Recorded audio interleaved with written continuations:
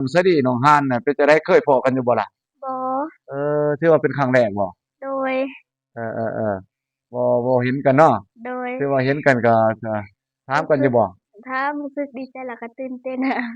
เพิ่นก็ตัวจริงผู้เพิ่นโคตรงามคนงามเลยเพิ่นว่าอืมน้องก็งามคือกันเนาะกาแฟบ่เออเฮ็ดกาแฟบ่แม่นโอ้มีสวนมีตัวเดียวบ่สิอะไรเออมีสวนอยู่อันนั้นเนาะอยู่ใกล้ๆบ้านเนาะกับแคมบ้านแคมเฮือนเลยไคเด้อเว้ยบ่สิได้บ่ได้ไปใกล้นี่ว่านี่นี่ก็ซุ่มหมู่เพิ่นนางบ้องหั่นกรมงานหมู่บ้านนั่นโอ้ก็เลยบ่ได้มาเก็บเนาะเออมื้อนี้เพิ่นมาเก็บกาแฟพี่น้องเอ้ยนี่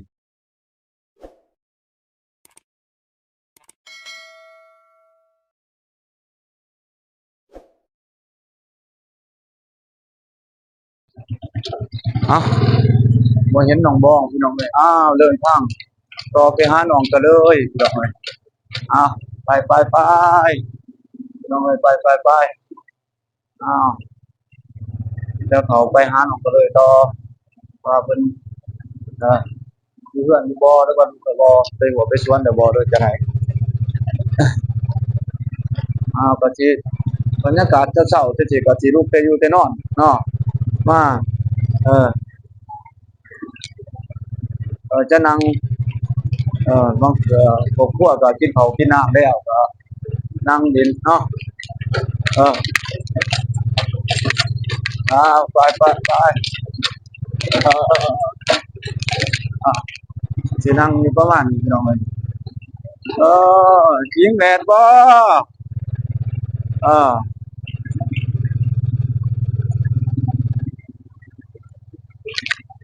เออ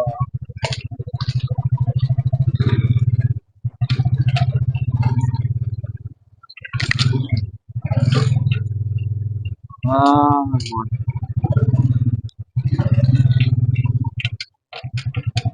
อ่าตื่นแล้วบ่น้องก็เลย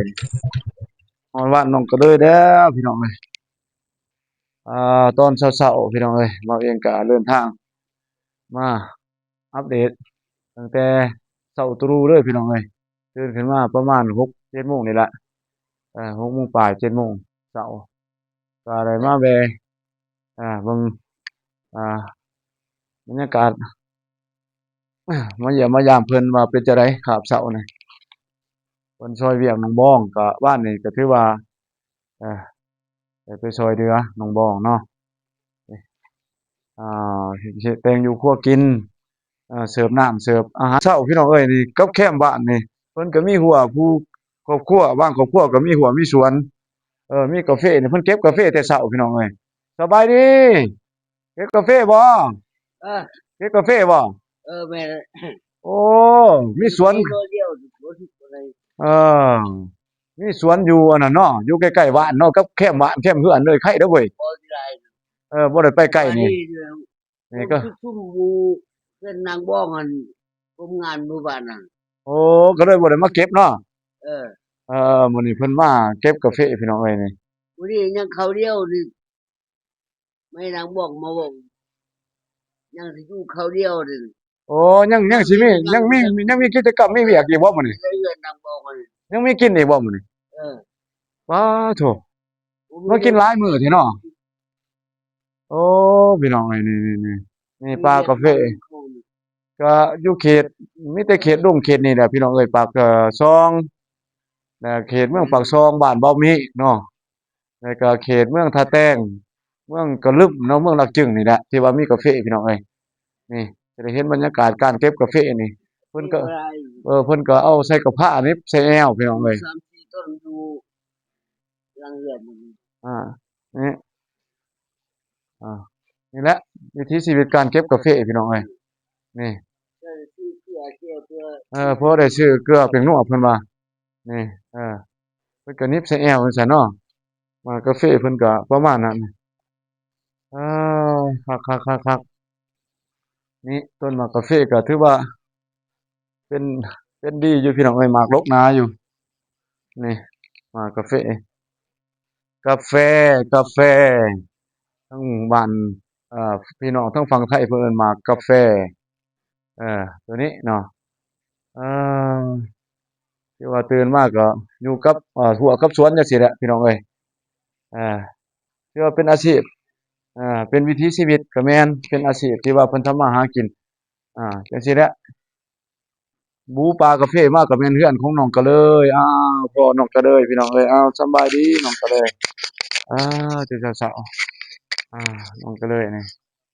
อืม สบายดีเด้อนะบ่ผู้วงสบายดีพ่อแม่เสร็จบุญทุกท่านสบายดี FC ฝั่งไทยฝั่งลาวหรือต่างประเทศและบ้านเฮาขอสบายดีสวัสดีสุขุสุขคน อ่าอ้ายบ้านนี่อืมช่วยเวียกน้องบ่เมื่อยบ่บ้านนี่เพิ่นเนาะบ่เอ่ฮอดจักโมงได้ช่วยเพิ่นจังได้มาเฮือนจังเลิกลากันมาฮอดค่ำบ่บ่พอกน่ะเบาเมื่อน้องก็มากันแล้วตอนที่ว่าเว้าเตียงไปส่งน้องสะดิหั่นบ่โดยน้องสะดิน้องห่านหั่นบ่โดย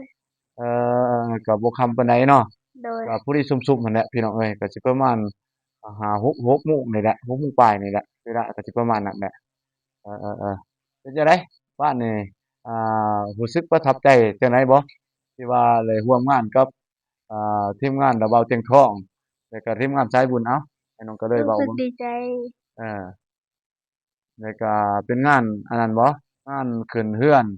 บ้านใหม่เนาะโดของยน้องบ้องอีกของเอื้อยบ้องเจ้าโดยแล้วก็แล้วก็ได้พ้อไปยินดีนำเพิ่นบอกอาๆได้พ้อน้องสะดิน้องห่านน่ะเป็นจั่งใดเคยพ้อกันอยู่บ่ล่ะบ่ถือว่าเป็นครั้งแรกบ่โดยเออๆๆบ่เห็นกันเนาะโดยถือว่าเห็นกันก็ถามรู้สึกกันอยู่บ่ถ้ารู้สึกดีใจแล้วก็ตื่นเต้น เพิ่นก็จริงผู้ถือ เพิ่นโคตรงามคนงามเลยเพิ่นว่าอืมน้องก็งามคือกันเนาะน้องสะดิก็เป็นคนก็น่ารักไปอีกแบบน้องสะดิเนาะน้องฮั่นก็เป็นคนน่ารักอีกแต่ว่าน้องเดิมก็ค่าภารกิจเนาะเพิ่นบ่ได้มาพี่น้องเอ้ยเพิ่นค่าไปเบิ่งสวนได้ยินว่าเจ็บว่าไปเบิ่งสวนไปแป้งหัวบ่ว่างัวควายเข้าไปบุกหัวน้องอ่าซน้องเดิมเนาะที่ว่าเพิ่นเฮ็ดสวนมันบ่แล้วโดก็ยงัวควายเขาไปบุกเพิ่นก็ต้องไปส่องไปแซมเนาะมันก็คันปลาไปโดนมันก็สิเบิดนั่นแหละพี่น้องเอ้ยงัวควายมันจะย่องเบิดเพิ่นก็เคาะบ่ได้มาพี่น้องเอ้ยก็โอกาสหน้าพุ่นแหละถ้ามีโอกาสก็สิได้พ้อกันอยู่อ้าวๆก็มีแต่โอ้ก็ได้พ้อถือว่าน้องก็เลยก็เป็นคนที่เรียบง่ายพี่น้องเอ้ยแล้วก็ ได้ว่าถือว่าเป็นบรรดาที่เป็นคนดังหั้นแหละในทางเป็นเด็กน้อยกตัญญูสิเป็นน้องฮานก็ดีน้องบ้องก็ดีแล้วก็น้องสะดี้ก็ดีเนาะเป็นน้องสะดี้เอ่อโอ้บ้านนี้ไปไสน้อแตกบึนๆบ้านนี้โอ้เก็บกาแฟบ่แม่นหยังล่ะตัวนี้คือว่ามีเหล็กอุปกรณ์ตัวนี้นี่โอ้แนวกาแฟบ่เอพี่น้องเอ้ยพูนๆโอ้ไปไสน้อแตกบึนๆนี่เนาะ โอ้ไปเนาะไปเก็บโอ้ยเพิ่นดังไลไปเก็บกาแฟพี่น้องเอ้ยเออบอกมาตักไปดังเพิ่นในจ้างโลเสียแป้งจังไหนล่ะหลายเด้อเก็บอยู่ไสล่ะโอ้อยู่ใกล้ๆนี่บ่ย่างไปอ้าวคือว่าถือคุไปนำนี่คุได้โอ้ใส่คุได้เนาะเพิ่นจ้างโลจังไหนล่ะเอ2,000 3,000เนาะนี่ๆๆเพิ่นกำลังอ่าออกไปเก็บกาแฟรับจ้างพี่น้องเอ้ยนี่เออหลายผู้หลายคนก็ออกไปเก็บกาแฟรับจ้างเอสิแม่นสวนอยู่ทางไกลๆนี่แม่นบ่น้องก็เลย นี่ย่างไปพี่น้องเอ้ยเอ้อเอานี่แหละพี่น้องเอ้ยวิถีชีวิตที่ว่านี่เพิ่นก็เลยใส่กับผ้าเจ๊ไปจังซี่แหละพี่น้องเอ้ยเจ๊กับพวกเพิ่นไปหารับจ้างหาบ้านอ่า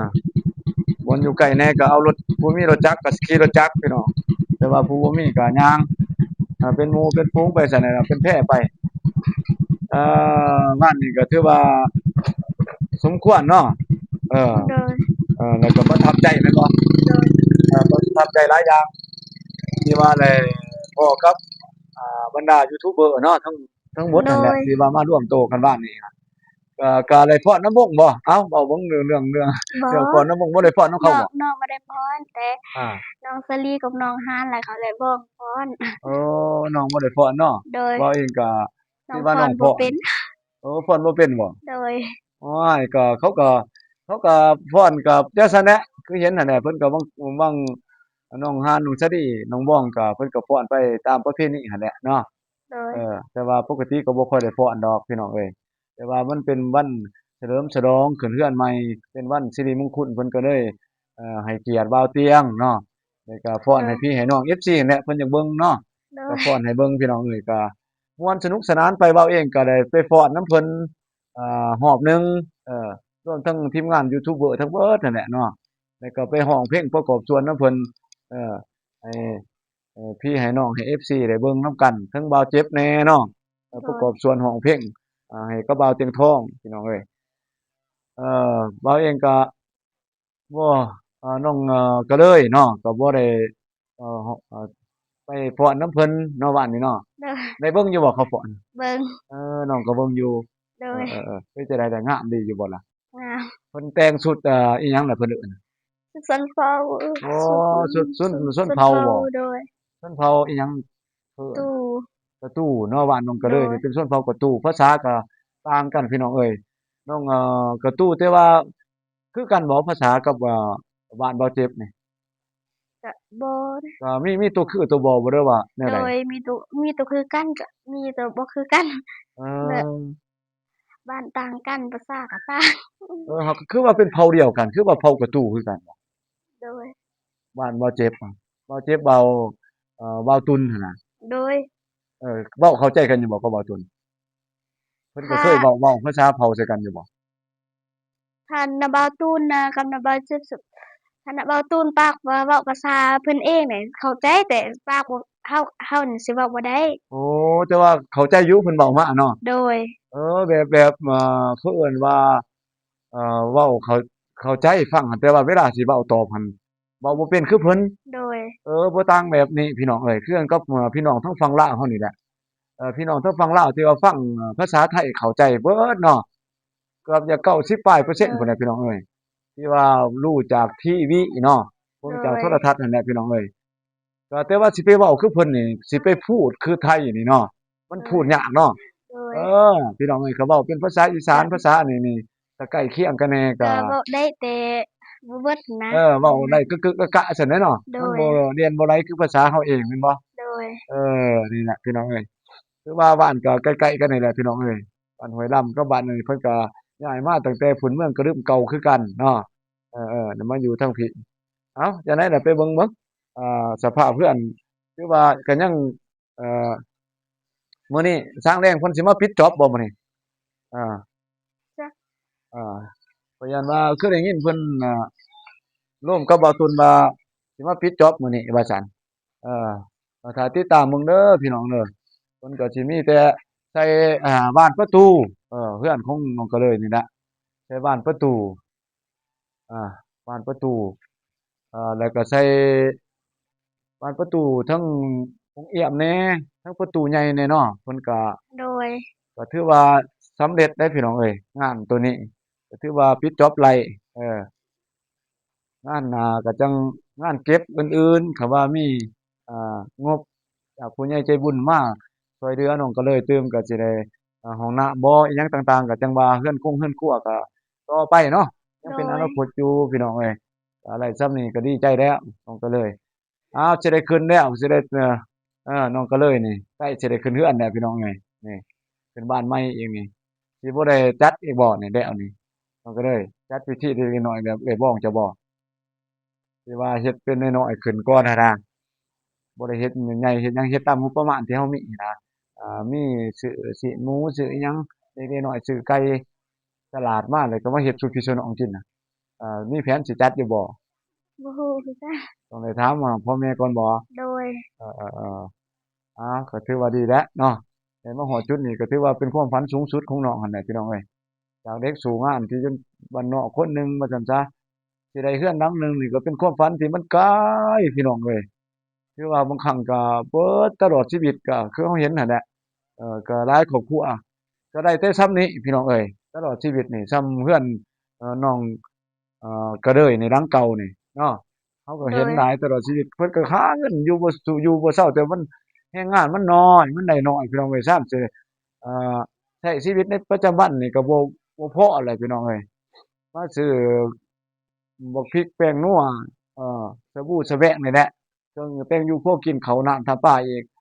ก็บ่มีเงินเก็บเลยเก็บเป็นเอ็นอุ่นเข้าไปอีกเนาะบวกเข้าไปอีกก็ โดยบ่มีหั้นแหละพี่น้องเอ้ยสิเอาเฮือนมาสเอาเงินมาสร้างบ้านใหม่นี่ก็ได้แต่ไม้ที่ว่าเพิ่นไปเรื่อยเองเก็บหาเก็บซิบไปก็สะสมไปเรื่อยๆก็จังมาไอ้นี่ที่ว่า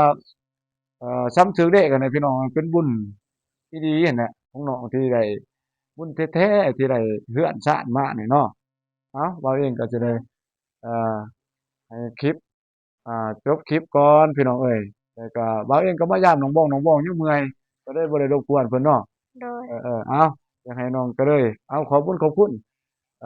ผู้ใหญ่ใจบุญที่เพิ่นช่วยเหลือน้องก็เลยสร้างบ้านสร้างเรือนโดอะยแล้วก็ฝากโอเคเอาจั่งใดน้องก็ขอบคุณหลายๆเด้อทางผู้ใหญ่ใจบุญหรือว่าแม่ฮักของน้องแล้วก็หลายคนน้องจั่งใดน้องก็ขอบคุณขอให้ทุกท่านมีสุขภาพร่างกายแข็งแรงความเจ็บบ่ให้ได้ความไข้บ่ให้มีขอให้ร่ำให้รวย อย่าทุกข์ขอให้ร่ำให้รวยอย่าเจ็บอย่าจนขอให้เฮงปังๆตลอดปีตลอดชาติเด้อปรารถนาสิ่งใดขอให้ได้สิ่งนั้นขอให้ได้สมหวังดังปรารถนาสาธุสาธุอ้าวเอาฝากถึงเอเอาเท่านี้แหละเนาะเด้อเราเองก็สิได้ลาพี่ลาน้องไปโอกาสหน้า EP หน้าก็จังสิมาเยี่ยมยามน้องเพิ่นใหม่เนาะเราเองก็ขอลาไปกับภาพน้องก็เลยนี่แหละขอให้ FC น้องก็เลยเนาะทุกคนแล้วก็ FC ของบ่าววงที่ว่าอยู่ทั้งภายในแล้วก็อยู่ต่างประเทศที่ว่าอยู่ประเทศไทยก็ดีอยู่ประเทศทั้งยุโรปก็ดีอเมริกาก็ดีเนาะก็ขอให้ทุกคนนั่นเอ่อมีแต่ความสุขความเจริญปราศจากโรคภัยไข้เจ็บอ่าบ่ปรารถนาสิ่งใดก็ขอให้ได้สมดังความมุ่งมา่ปรารถนาเบิดส่วนซุแนวเนาะเดินทางไปไสมาไสก็ตลอดปลอดภัยแคล้วคลาดจากพยันตรายทั้งปวงเนาะเออแล้วก็ขอให้เจริญรุ่งเรืองหั้นแหละแล้วก็ร่ำรวยกันเบิดซุผู้ซุคนเนาะเว้าเองก็สิได้ร่ำลาไปกับภาพน้องก็เลย